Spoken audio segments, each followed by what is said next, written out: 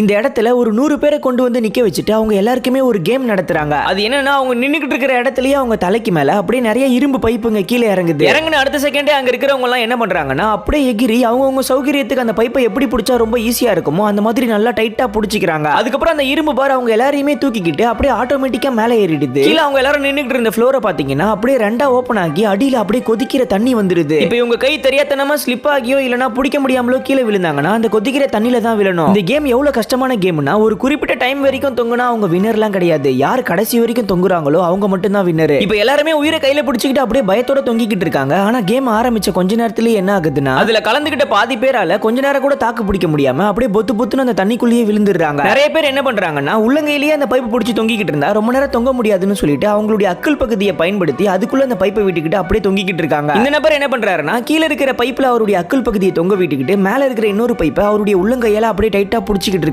அவங்க டீம்லயே ரொம்ப ஸ்ட்ராங்கஸ்ட் மேன்னு சொல்றவர் கூட அந்த பைப்ல ரொம்ப நேரம் தொங்க முடியாம அப்படியே கீழே விழுந்துறாரு. அப்புறம் ஒரு பொண்ணு என்ன பண்றானா லெஃப்ட் கையை அந்த பைப்ல டைட்டா பிடிச்சிக்கிட்டு ரைட் கையை அந்த பைப்புக்கு மேல போட்டு திரும்பவும் அவளுடைய கையை டைட்டா பிடிச்சிக்கிட்டு அப்படியே தொங்கிக்கிட்டு இருக்கா. அப்ப கூட அவளாலேயே ரொம்ப நேரம் தாக்கு பிடிக்க முடியாம கொஞ்ச நேரம் கழிச்சு அப்படியே அவளும் டமால்னு கீழே விழுந்துறா. இதே மாதிரி ஒருத்தர் பின்னாடி ஒருத்தர்னு சொல்லிட்டு ஒவ்வொருத்தரா விழுந்துகிட்டே தான் இருக்காங்க. அதுக்கப்புறம் இந்த பொண்ணு என்ன பண்றானா அவளுடைய கையை ஒரு காலு கடியில விட்டு அப்படியே டைட்டா பிடிச்சிக்கிட்டு தொங்க ஆரம்பிக்கிறா. அவளை பார்த்துட்டு அவ பக்கத்துல இருந்த இன்னொரு பொண்ணும் அதே மாதிரி ஃபாலோ பண்றா. ஆனா எந்த மெத்தட ஃபாலோ பண்ணாலும் ஒரு குறிப்பிட்ட நேரம் தான் அவங்களால அதே பொசிஷன்ல இருக்க முடியுது. ஒரு அளவுக்கு மேல நேரம் ஆயிடுச்சுன்னா அப்படியே கீழே விழுந்துடுறாங்க. அப்படிதான் இப்போ ஒவ்வொருத்தரா எல்லாருமே கீழே விழுந்துட்டு கடைசியில இப்போ ரெண்டு ஆண்கள் மட்டும் தான் தொங்கிக்கிட்டு இருக்காங்க. அதுல ஒருத்தர் அவருடைய 2 கைகளையும் 2 பைப்புக்கு இடையில நீட்டிக்கிட்டு அப்படியே அசால்ட்டா ரிலாக்ஸா தொங்கிக்கிட்டு இருக்காரு. இன்னொருத்தர் பாத்தீங்கன்னா கீழே விழுற மாதிரி அப்படியே பைப்புடைய எட்ஜில பிடிச்சி தொங்க ஆரம்பிச்சிடுறாரு. அதை பார்த்து எல்லாருமே பயந்துடுறாங்க. ஆனா அப்ப கூட அவரு அவ்வளவு சீக்கிரம் கிவ் அப் பண்ணாம திரும்பவும் அந்த பைப்பை பிடிச்சி மேலே ஏறி பழையபடி மேல போய் தொங்க ஆரம்பிக்கிறாரு. இப்போ நேரமும் ஆகிக்கிட்டே இருக்கு. யாராவது ஒருத்தர் கீழே விழுந்தாதான் ஒருத்தர் வின் ஆக முடியுங்கிறதுனால 2 பேருமே விட்டு கொடுக்காம அப்படியே தொங்கிக்கிட்டே இருக்காங்க. ஒரு கட்டத்துக்கு மேல ஒருத்தருடைய கை அவருடைய கண்ட்ரோல்லயே இல்லாம அப்படியே ஸ்லிப் ஆகி கீழே விழுந்துறாரு. கடைசியில இவரு தான் வின் பண்றாரு.